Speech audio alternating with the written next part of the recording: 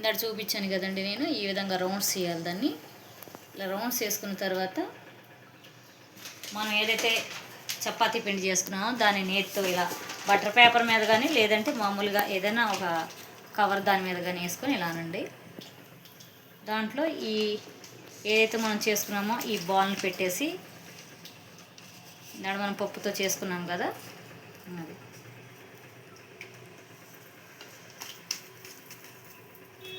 Cover అయిపోయేటట్టుగా చేసుకొని ఇంకా spread చేసుకోవాలి.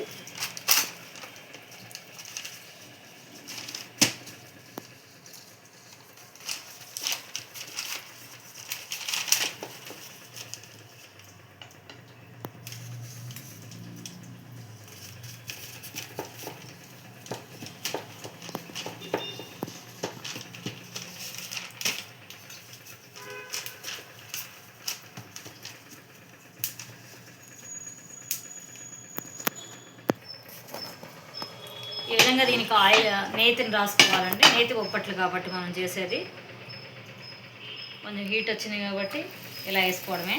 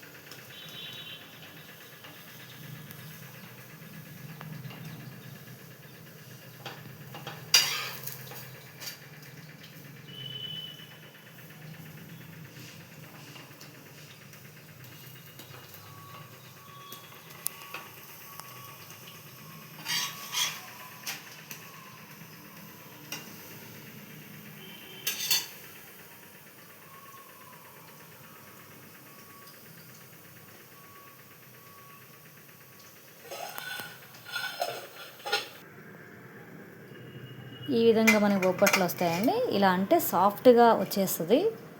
చూడండి, వేడివేడిగా తింటే చాలా బాగుంటుంది. థ్యాంక్ యూ అండి.